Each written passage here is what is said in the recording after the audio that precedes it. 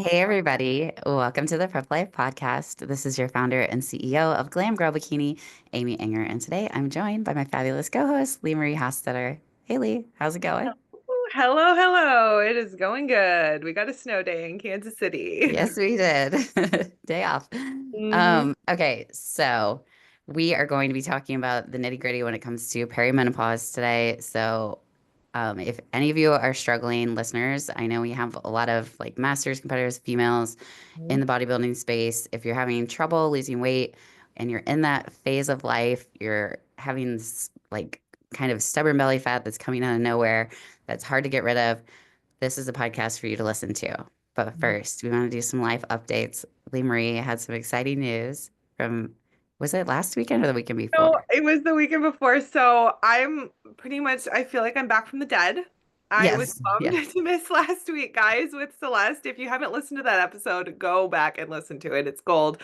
But yes, so I was out. All of last week was like kind of a black hole for me. I was out with strep throat, but we are back and we are feeling great. But the week before that, I actually competed in a High Rocks in Las Vegas, and they don't give out medals, but I got this cool patch that just says High Rocks Las So Vegas. if you're watching on YouTube, you can see what she's talking about. Yeah, right here, finisher. So I didn't know it at the time, but I was fighting off this sickness that turned into strep at the time. So my performance was not what I was hoping, but our time, I did a team competition. So it was me and a partner. We did doubles. Our time was only 4 minutes slower than our goal time.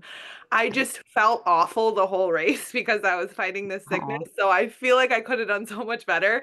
But it was really fun, and I just love competition in general, so it was fun to do a prep for something like this. And mm, yeah.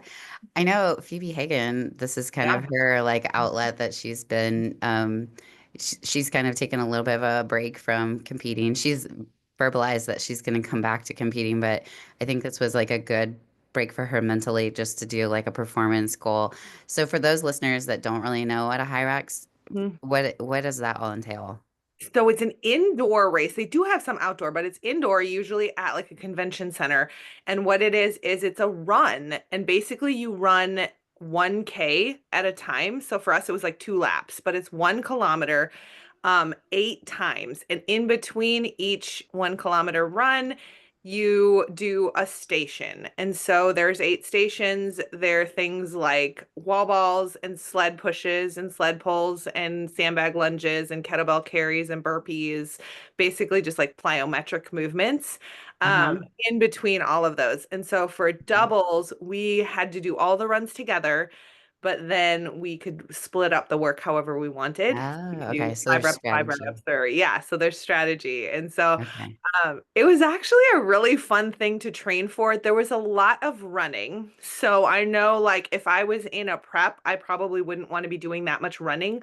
However, there is another competition called DECA that's similar, but it's just stations and not running. And I'm actually doing one of those in Kansas City next month. And I thought this would be a cool thing to train for in prep because it's basically just a lot of hit cardio and no like steady state running. So stuff like Yeah. box jumps and burpees and like devil's press, like weighted stuff, weighted lunges, things like that. And I was like, this would actually be a fun thing to throw in on a weekend, like just do a competition or train for it as motivating for prep because there's no running. So I don't know, that's just something I'm Yeah. keeping in my back pocket, but it was Yeah. fun. So that's actually a good segue into what we're going to talk about because for those people that are in perimenopause, it might not be a good choice. Mhm. So we know that, okay, I want to start by just defining it. So we're kind of going to shift gears here. So I just want to define perimenopause. So that is, it can last from 10 to 4 years for a woman, and it usually starts between the ages of 35 to 45. And then menopause, the average age, and that means that you've gone 12 months with no bleeding at all. As soon as you have like even the littlest drop of blood, the clock resets, menopause hasn't started, even if it's on day 360, whatever. Um, so basically, that can occur between 45 and 55. And so perimenopause is a really difficult time because I myself have in it and I'm living it. So I know what this feels like. It's Mhm. very up and down. I'm going to share my personal story. We are not doctors. So a lot of this information, I'm going to either without sharing names, give you some examples of clients that I've helped in this phase that have been able to target like their belly fat, have been able to finally lose weight when they were getting a little bit weight resistant, insulin resistant, and things like that. Because I myself have kind of discovered this too going through it. And that was one of the things that helped me lose about 30 pounds over the summer, which is crazy to even say out loud because that's such a massive amount of weight loss. But, you know, from January to May of last year, I was just stuck. I looked back at my like I keep a history of all of my weigh-ins and it's like it's crazy. I was stuck for so long and it wasn't without effort. Like I was dieting really hard and like cutting calories and trying to push myself to limits of cardio and training. So we'll get into those tips and basically some pro tips when it comes to trying to find a coach, like if you are in this phase that can help you, or, you know, if you're just like lifestyle or whoever you Mhm. are, if you're in this phase, like maybe some things that could help our listeners along the way, because um, this actually stems from a listener question. Somebody had mentioned they wanted me to kind of share my story about how I found success, like in perimenopause, to kind of like, I don't want to say the word overcome it because I'm still living it and all the common symptoms and all of that. But But you're ways to thriving make now. it, Like yeah, I like think a lot just of women in perimenopause or even just going towards menopause or in menopause think that they have to learn to survive it. And you can actually, like you were surviving last year, and now I yeah. feel like you're thriving. I do feel like I am, and it's crazy. Like I literally like have been able to reverse diet. Like this is the most calories I've ever had. Like literally, I'm on 1,900 calories daily, and I'm maintaining my weight. You know, and I feel really good, and I feel good energy. So yeah, we're gonna talk about these things. Did you want to share a little bit about? I know that you have not quite entered this phase. You're 35, so it's coming around the corner, Huh? Uh-huh. and so this is something that wasn't really talked about. I applaud those people that have been putting out information, like, for example, Mom Shell or like Bikinis After Babies. Their podcast has been putting out some great information. Pro Physique has as well. But it was kind of a taboo topic that's not really talked about. And I don't think people realize that how much suffering can go on, like for women. And like the more I talk about it, the more I understand and I see these like patterns in my clients and ways to help them too. And it's like you don't have to just like survive it, like you said. So Exactly. did Yeah. you want to give your example of like you had chatted So with your mom, I think? yeah. So I was talking to my mom about this. My mom is kind of an interesting case because she got married very late and then she didn't have kids right away. So she actually had me when she was 40 and had my sister Oh, when she was okay. 43, I believe. And so like Yeah. she was very like late with getting perimenopause and menopause, Okay. obviously. She still Yeah. had Yeah. babies in her 40s. Yeah. But so I had asked her about that, and I think a big thing that I would want to talk to my younger listeners and my younger clients. Obviously, we're going to talk about how to thrive when you're in the middle of it, but going into it, how to prepare to thrive. One thing about my mom is, although she never really started working out until she was in her 60s, which I think is Oh, incredible. wow. I Wow. know. She was always very active. So we always had a Okay. garden. She was always outside. We would do bike rides. She would play with us kids. So she was active. And I think the biggest thing was she maintained a pretty healthy weight her entire life. And I don't mean that she doesn't fluctuate. And I know with my athletes, with bodybuilders, we do fluctuate. We fluctuate on purpose. And I'm not talking about that at all. But she was never like 100 pounds overweight and she wasn't doing massive weight changes and fluctuations. Now, if you are and you're on a journey of weight loss, that is awesome. Keep that up. If you are young, I would just encourage you to maintain a healthy weight through your nutrition and staying active going into perimenopause. If you hit that age and you're like, Now I really want to lose 50 to 80 pounds, and it's so much harder because I have all of these things. Yes, we're going to help you do that anyways. If you go into perimenopause and into that age range already at a healthy weight, you're at such a huge advantage. So, yeah, she started working out Absolutely. and building muscle in her 60s, but she had this advantage because just through nutrition and just healthy habits like sleeping and things like that, keeping stress low, being outside, things like that, she was able to kind of just glide through and basically thrive through. I mean, she told me Yeah. I had some hot flashes and I was a little bit tired, but I was asking her, like, did you have cravings? Did you have a hard time losing weight? All this stuff. She was like, no, not really. And I'm like, I do think that establishing these basic healthy habits throughout these young years for my young listeners, Yeah. um, is going to give you such an advantage going into perimenopause. So, Yes, yeah. absolutely.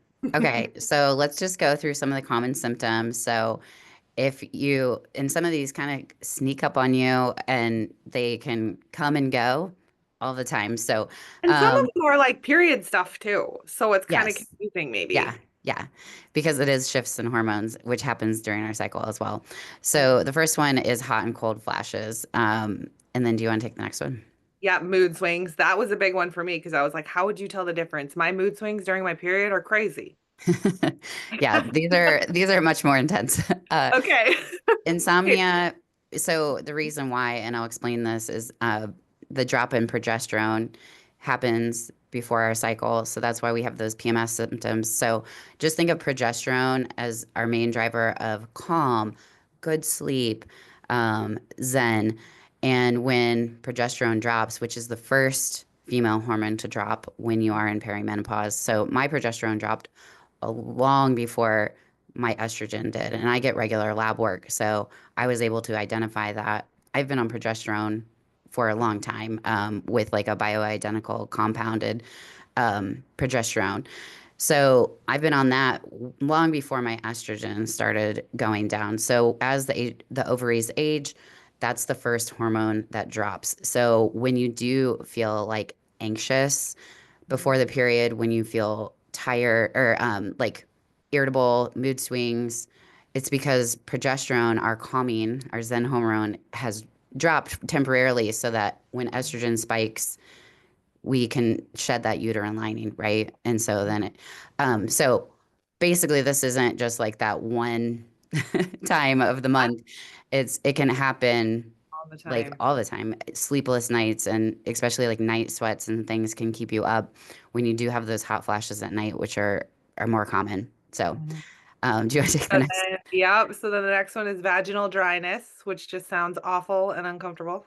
Yes, urinary urgency, and then go ahead for the next Like I one. have to pee like now kind of thing. Yeah, so the tissue around the uterine, or like not the uterine, either urethra Hmm. gets it kind of like changes during perimenopause. So you have like incontinence and Hmm. um, urgency to go to the bathroom and things like that. So Okay, so dry skin and itchy skin, especially ears?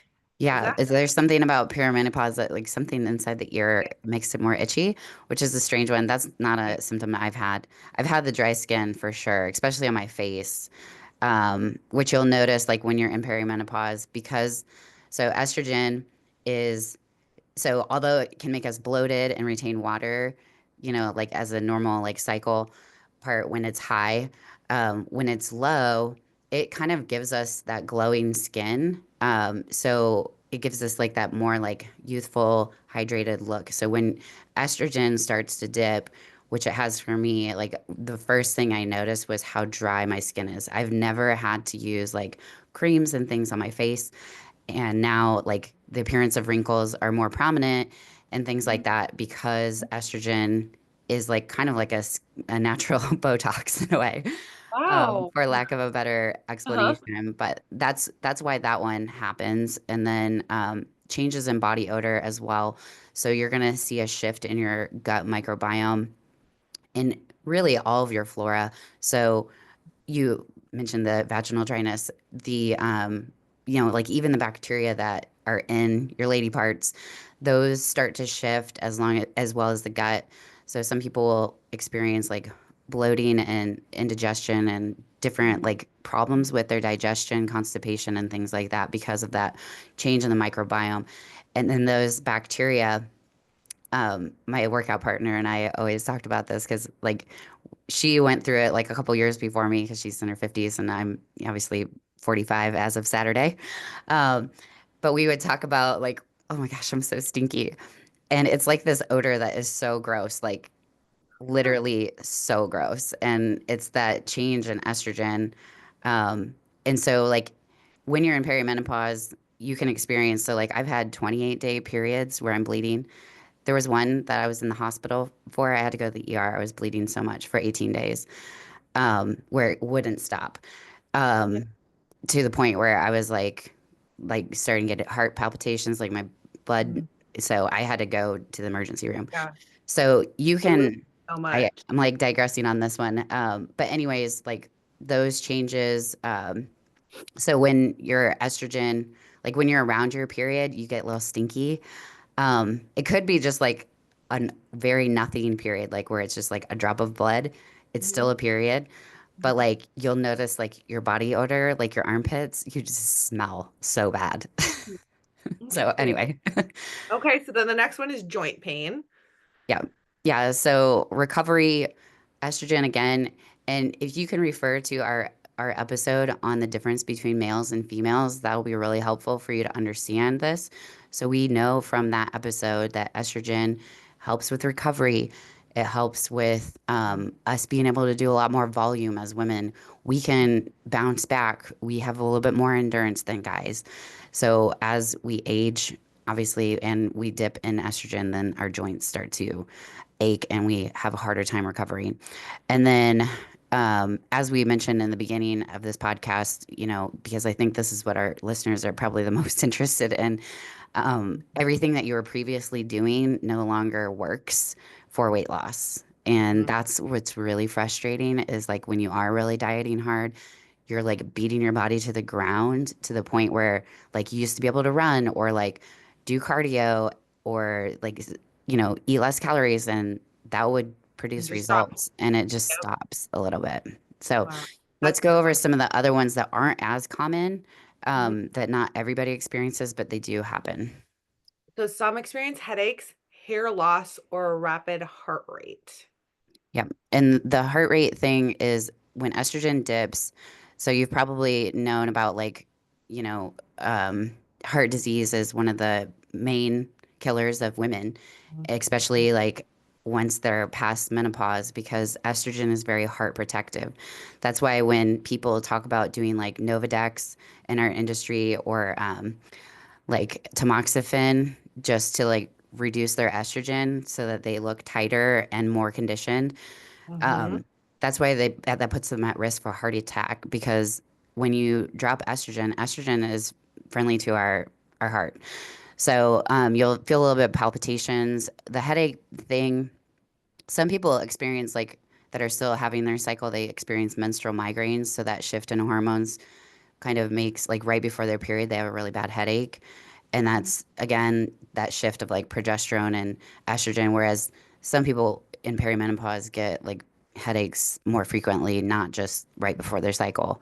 Sure, sure. Um, and then, like I mentioned, with the flow, for sure, you're more at risk for osteoporosis Mhm. because, again, bone density, your bones, estrogen is protective of your bones. So, um, when you have that dip in estrogen, you have to really be careful about the bone and like how soft they become. So that's something and we'll talk about some tips on how to prevent these and help out with those. And then I think I already talked about, we have the Mhm. weekend urethra. Okay. So top 10 tips to tackle perimenopause. So why don't you take the first one? So avoid alcohol. Yeah. So we know that with alcohol, and we've talked about this as well, it promotes like kind of the bad estrogens to accumulate in your body.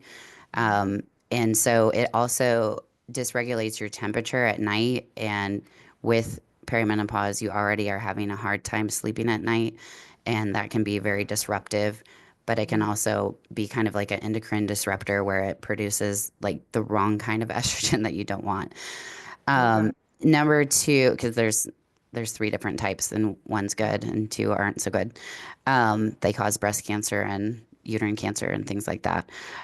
Number two, my tip would be to track your cycle. You should be doing this anyways as a competitor. I encourage all of my athletes to do it. You know, Mhm. for women, this is our other vital sign. It's been recognized as that now, not just like your blood pressure, your pulse, your breathing rate, like your cycle is one of your vital signs. And so it's important. Um, there's been several times where I've been able to reference like, you know, like my 1 day cycle and then my 28-day cycle. And it's like, you start to see these patterns and it can be helpful to your doctor when they're managing, you know, like when you're coming to them to get help with these kind of things. It's something that, you know, presenting that kind of information is very valuable. But I think it's also just valuable as an athlete to know those kind of things, so that you can kind of see these patterns and anticipate, and better deal with it and manage it. Absolutely, yeah. Number three is do Kegel exercises. That's Yeah. a good one, ladies. Do your Kegels. Yeah. And You that don't one want can help with the bladder to. issues and things like Exactly. that. And even just people that are postpartum can benefit Yeah. from that. Mhm. I mean, I think even just competitors that don't have the, the incontinence, Yeah. I Yeah. think it's great I for mean, and I taking know for. that like lifting heavy, I know we don't do things like powerlifting and stuff, but that is a thing. Like women that do have like they have to wear like pads when they compete or when they lift really, really heavy because or you know, protective, you know, Yeah. underwear or whatever because they're not like they're bracing so hard to pick up that heavy weight. They're super, super strong, but they're not strong like down there, and that muscle hasn't been worked out enough. So yeah, Yeah, do 'em, for girls. sure. Yeah. And for number four, our fourth tip is sleep is your superpower. And when I share my story, I will tell you that that was a game changer for me as well as a lot of my clients. When I shifted my focus to getting better sleep, it was very much game changing. That is my I'm just stating this right now. It is my goal for 2025 to focus on sleep. And I know that oftentimes in our culture and as women, the hustle culture is just so prominent. And Yeah. especially working in the fitness industry, and as a group fitness coach, I just have always kind of just like kind of accepted the fact that my sleep is always going to suck and my schedule is always going to suck, but it does not have to. And this year we're gonna get creative. We're gonna try to work on our sleep. So Yep. number five is vitamin D, super important. And then also taking that, I've been hearing a lot about this, and I'm sure you can confirm, but you want to pair that with vitamin K as well, right? So that you can actually absorb the vitamin D. Um, Yeah. vitamin D3 and then K2. And often Yeah. they're And together in a supplement. yeah, it is a fat soluble vitamin as well. So eating it with a fat or, taking it with your omega 3s would be really important. You do get vitamin D from the sun, but when you have sunscreen, you cannot. There are certain foods that have it, like mushrooms and things like that. But when it's winter, especially, and we're in this type of, state where we're inside a lot, it's really important to supplement vitamin D. Shameless plug with First Form, they do have a liposomal that also has the vitamin K and the vitamin D. And if you're getting your labs checked, you really need to be over 35 on your, on the amount, like when it comes to blood work. So anything below that is going to actually kind of give you like the seasonal depression feelings, but it will also help with your bone density when, um, you know, when your estrogen is low in perimenopause. It's going to help you keep strong bones. Mhm. So, all right, gut health needs to be optimized. That's tip number six. So, hormone production and metabolism are highly, those all happen in the gut. And so, some key, supplements that I personally take: GI Advantage, Liver Detox, and then depending on where you're at in perimenopause, you may not want to take Harmony, but, some of the good things about Harmony is that it has DIM, which is basically a really long word that is it's found in cruciferous vegetables, so like broccoli, cauliflower as well. But DIM will help. It's an antioxidant, so it helps you kind of with your metabolism of those bad estrogen metabolites. And then Harmony also has calcium D-glucarate in it. And that basically just wraps those bad. So I talked about the three bad estrogen metabolites in the Mhm. liver. It kind of like packages up those two bad ones, the calcium D-glucarate supplement, and then it helps you excrete it out. So having an optimal liver, a lot of us women have taken some sort of oral birth control. If you've ever done any sort of drinking or if you've been on any NSAIDs, our liver is a big factor when it comes to metabolizing our hormones and with our digestion. A lot of people don't understand that, but the liver is like a champion when it comes to our body. Um, so it's really important to take care of it. And the GI Advantage, some of the things that it has. So a big problem in perimenopause is inflammation. And so we tend to get leaky gut because those tight junctions in the intestinal lining can kind of be more permeable. And GI Advantage helps heal those permeability gaps. So if you are experiencing that inflammation during it, you'll notice your bowel movements become a lot more regular with GI Advantage. It has a ton of different ingredients that go along with that, but the primary driver that I think, even if you can't do the GI Advantage um, or you can't swing it, I would just at least do a glutamine powder. And that Okay. will help heal at the cellular level your gut lining.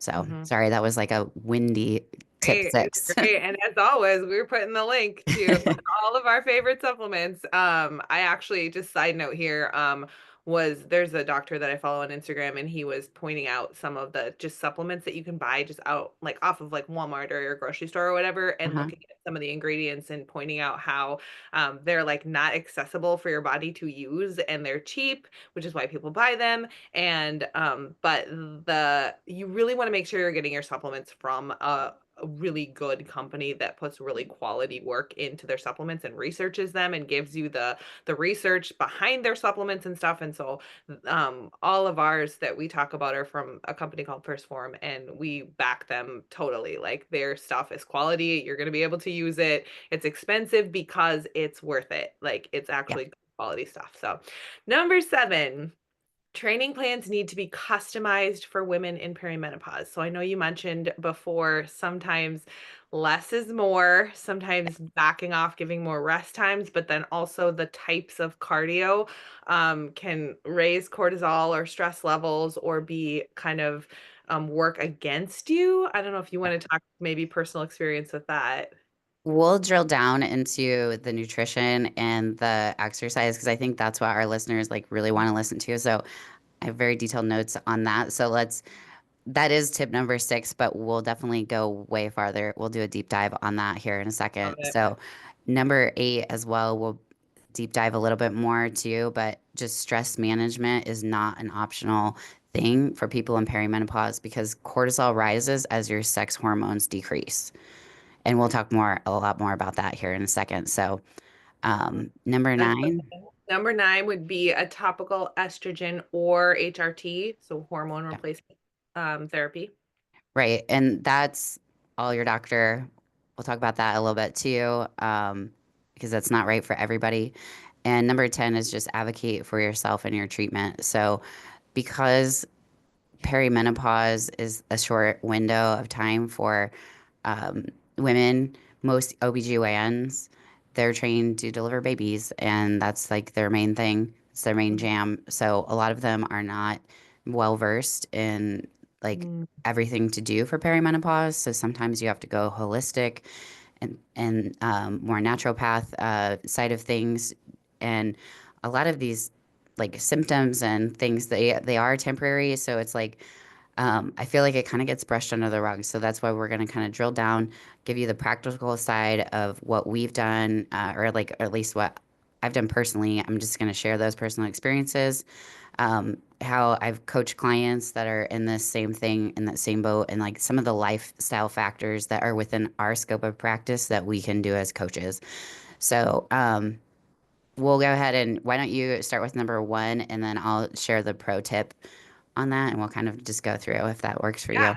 Okay. Yeah. So number one for the factors is hormonal changes and fat storage. So lower estrogen levels can lead to increased fat storage, especially in the abdominal area rather than the hips and thighs. So normally as women, we're going to store extra fat around our hips and thighs.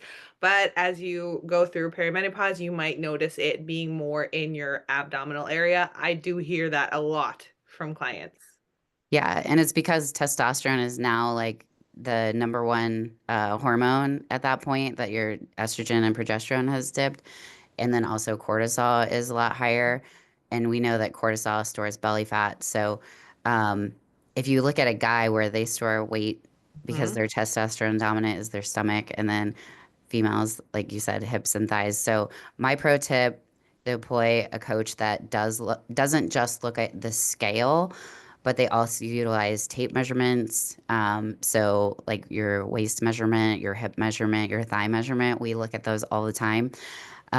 Because what I'll notice is that people that are going through perimenopause, like their waist will go up and not necessarily like their thighs and their hips. And it's super important also to utilize photos to track your progress just so that you can make the adjustments as a coach and you can see like the physical presence of cortisol on someone. It's that person's going to be very watery. They're retaining a little bit more water. So it's important to just not just look at the scale when it comes to like your accountability and like tracking your progress. So, Mhm. Okay, so number two, a slower metabolism and muscle loss. So loss of muscle mass or sarcopenia, which is age-related muscle loss, accelerates during perimenopause, slowing down the metabolism because we know that muscle burns calories, so it helps boost the metabolism. And so resistance training becomes essential. yeah. And so protein needs to increase as Mhm. anybody that's older. So this is men and women. They need a little bit higher protein intake. So at least like a 1.2 grams per pound of body lean mass or body weight versus like our typical um, Mhm. pound per body weight or 1 gram per pound of body weight. That just will help preserve that muscle. And then, of course, resistance training exercises are crucial. I'm going to hop back up to the stress and cortisol really quick just um, because of that, I know I talked briefly about the cortisol and like the belly fat, but Mhm. a pro tip for the cortisol side of things and something that really helped me and that helps my clients is avoiding caffeine like right when you wake up in the morning because cortisol is at its peak. Cortisol peaks when the sun starts coming up. Your eyes kind of they have receptors in them that it spikes cortisol by that dawn. It's like called the dawn phenomenon. Some people get really high, like blood sugar, right in the morning too. So basically, that cortisol jolts to wake you up, and if you're healthy and like your cortisol levels in a good spot, then they'll slowly, gradually go down, and melatonin will go up to help you go to sleep. So it's just what I've what I've kind of recommended to my clients is like maybe if you really need some caffeine, like try to limit it. You don't have to avoid it completely, but maybe like just not having it like first thing before like in the morning when your cortisol's already really high because you just woke up from that, if that makes sense. So, So you know me, caffeine queen over here. yeah, When can we have it? And what would be the best way to have it? Should we after yeah. food or just wait a few hours or like after water? Yeah. So I'll give you an example of just an anecdotal. I have a client, I'm not going to mention her name, but she was having a really bad struggle. She's about my age, a little bit older, and she was having a struggle with like we were pretty much like dieting and prep, like nothing was really working. She was being really resistant, and it was almost like going up in weight as we were cutting calories, and she was doing more movement. So she was getting really frustrated, and I was like, okay, just give me 2 weeks to, we're going to drop you down to 4 days a week. We're going to prioritize sleep in the morning. So instead of waking up before you go to work, we're going to do 2 workouts on the weekend, two Mm-hmm. during the week. Mm-hmm. Sleep as long as you can on the weekends. Don't wake up early to do your workout. And then don't drink pre-workout first thing in the morning before you work out if you are waking up. And so what she does is she lowered her caffeine intake, but she kind of had some like around 11, 12. Okay. And we've been at this for 2 weeks. And I mean, just even the first week, she lost 3 pounds. And you could tell like she lost an inch in her waist.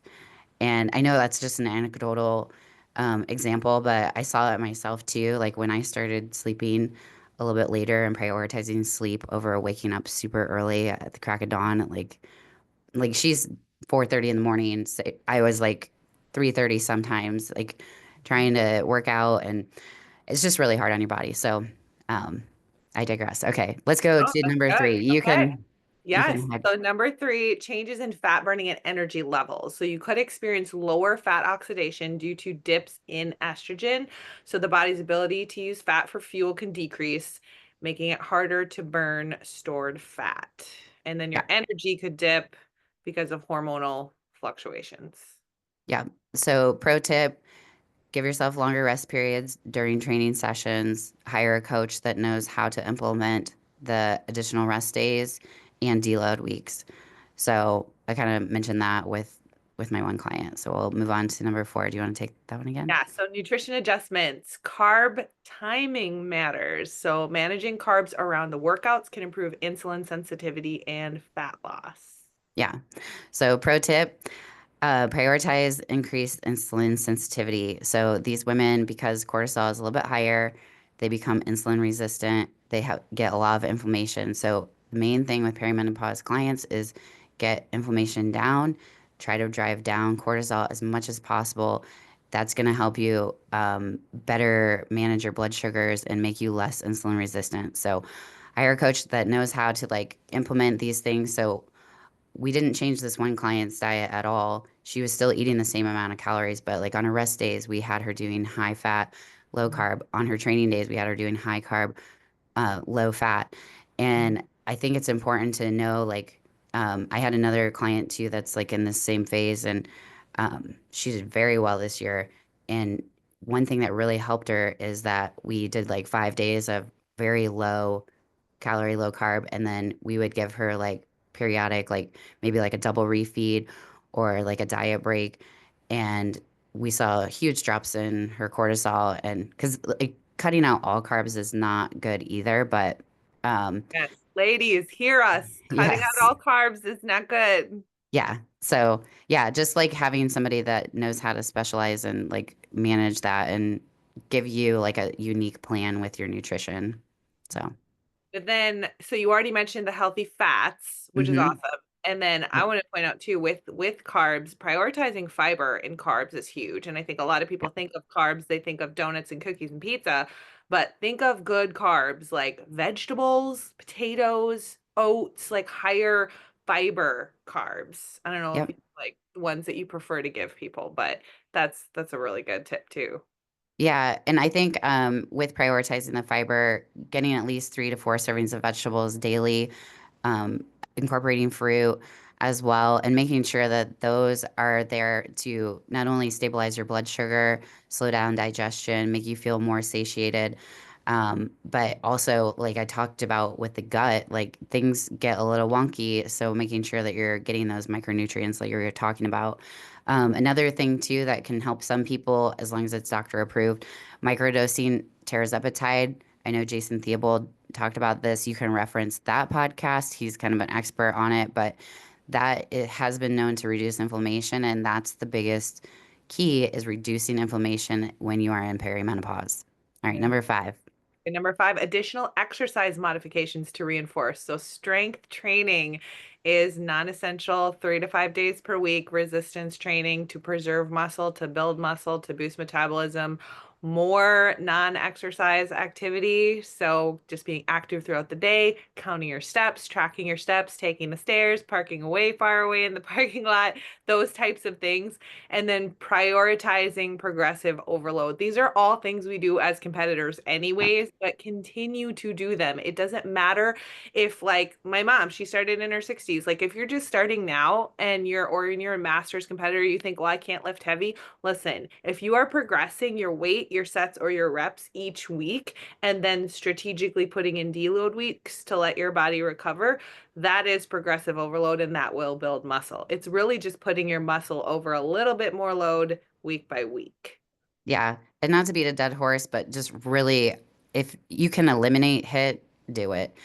Mhm. I 100% moved from lists and walking, and it's just you get to a point where HIIT cardio no longer helps your body. It's not your friend. It creates a lot of inflammation in perimenopause, and it can cause everything to kind of go into a storm. We talked about too, like just incorporating mobility and joint care because of the hormonal shifts.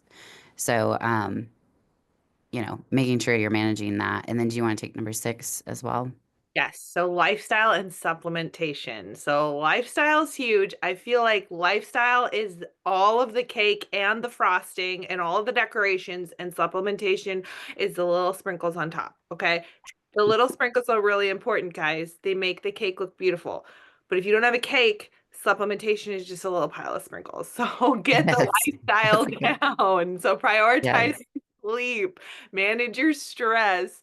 And then on top of those, Yeah. yes, take supplements. Supplements do help. They do like make a difference, but you're only Yeah. going to notice that difference if you have the lifestyle down. So Yeah. you talk about the supplements. Yeah. I just want to talk about magnesium because since I've been in perimenopause, that is something that I've incorporated and I never really did before. I never really needed it, but I take it at night. It helps me go to sleep, helps me calm down. It also like makes me very regular, like TMI, but Mhm. I get the chocolate sea salted caramel that's 0 calories and it's sweetened with stevia from First Form, and it's been a game changer when it comes to digestion. Um, my mom and my It sister really were is. laughing at me when we were staying together in Arizona because like I would just have like a couple of sips of my magnesium drink, and it's like, I mean, not to be gross, but it makes you regular, and Well, not in a bad I way, mean, not like the and it's diarrhea way. It's like a good no, bowel it's movement. well, but you got to be careful because the chocolate sea Yeah, salt don't overdo from it. First Form is 0 calorie, and that means if you mix it in water, which when you're on prep is delicious, it is like a cup Don't of hot overdo it. cocoa. And if you are starving in prep and you want to have 2 or 3 cups of hot cocoa, you don't want to be doing that. So dose, enjoy your 1 cup, and move on. I just want to point out too that creatine has been a huge thing for me. I also have my parents who are in their 70s on it, and Oh, I just love the research that's coming out about it. I myself think that it makes a huge benefit when I started taking it with muscle building and then endurance in the gym, muscle reps in the gym. But yep. then also, I just do still hear a lot of females, especially, talk about having bloating and digestive issues with it. I Mhm. have never had that experience with the First Form brand, and I don't want to say that it's just the First Form brand, but I do want to say that you need a quality brand because when I Yeah. first took it, I don't know if you remember this, it was one of my, I think it was my first improvement season with you.